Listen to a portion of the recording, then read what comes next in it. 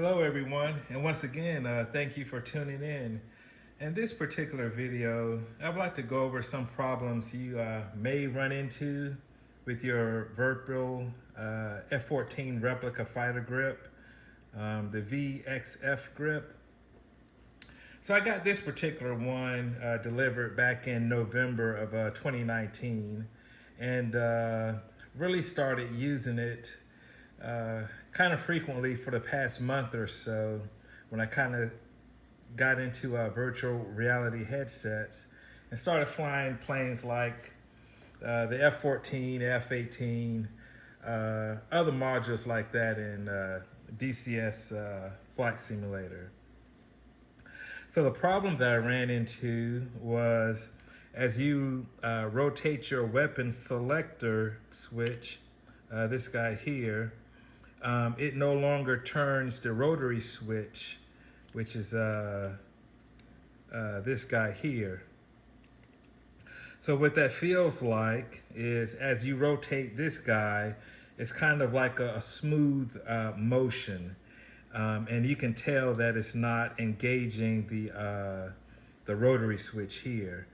And as an example, when the rotary switch is engaged, you can kind of tell the detents of when you turn that switch. So some of the symptoms that you may notice is this particular shaft here, the position of it becomes kind of loose, so that if you put it in, say, sidewinder or gun, for example, there's a certain play. It doesn't like stay in place, but you can kind of notice it loosening up. So what I did was just open it up just to kind of see what's going on. And this is what I found.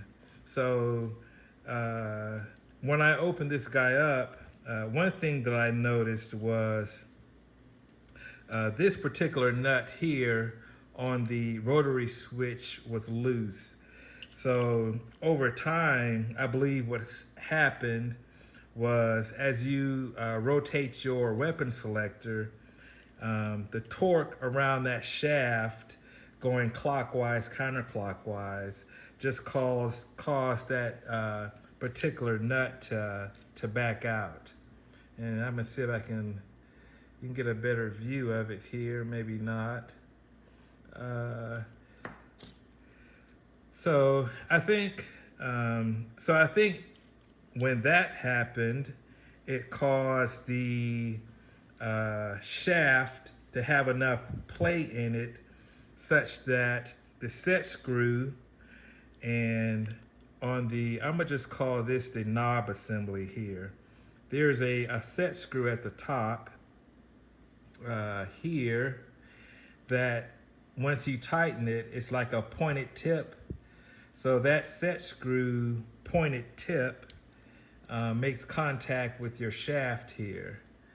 And let me see if I can get a better light on this here. And you can kind of see what the shaft looks like there. And just a word of note as well, it takes a lot of torque in order to turn that shaft. It's definitely something that you can't turn with your fingers. Like if I try to, it just won't move. You definitely need some kind of mechanical advantage. So as that nut loosened up, I believe that just caused it enough to where that set screw was no longer gripping the shaft. So I guess we can ask, what would be some of the possible solutions? And this is just in my opinion, but I believe if you use some sort of locking hardware to hold this rotary switch, something that prevents that nut from backing out, maybe something like blue Loctite or maybe lock washers, something of that nature. If that never becomes loose, maybe the one set screw here is enough to hold that shaft in contact so that when you rotate your weapon selector, the shaft of the rotary switch is always engaged. That's one thing I noticed. Also, as well, we have in this particular assembly, it was one set screw here at the top. There's also another hole here where you can put in another set screw, but this particular cavity is empty.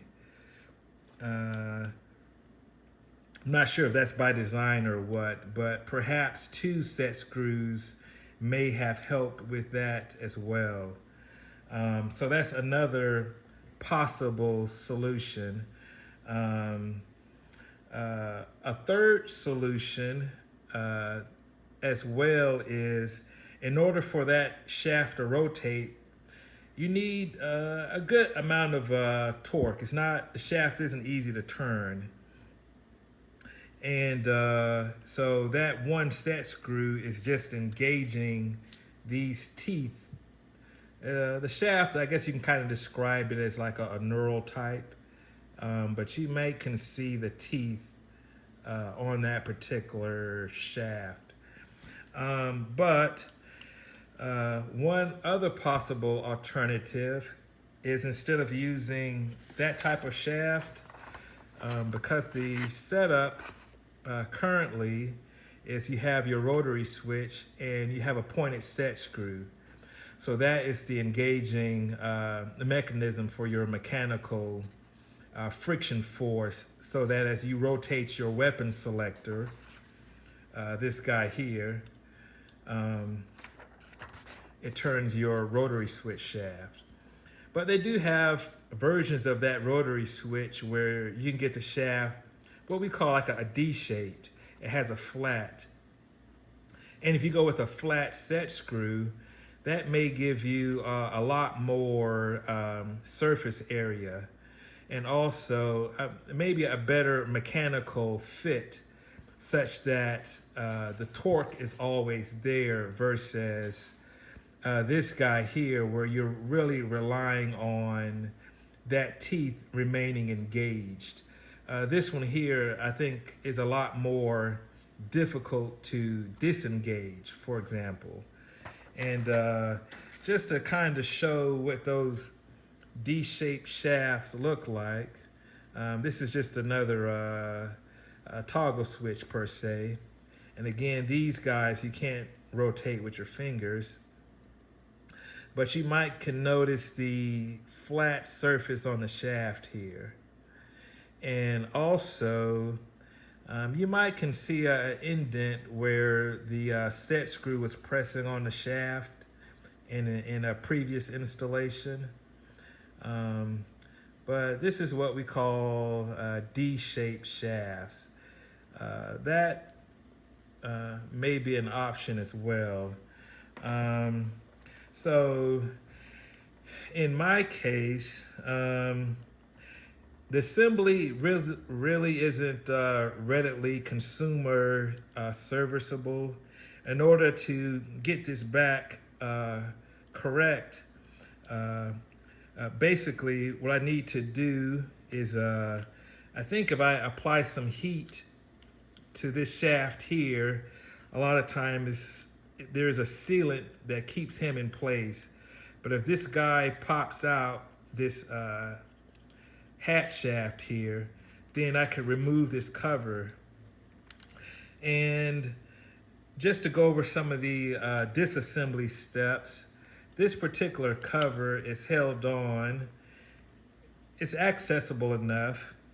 There are three of these guys here, and they're just I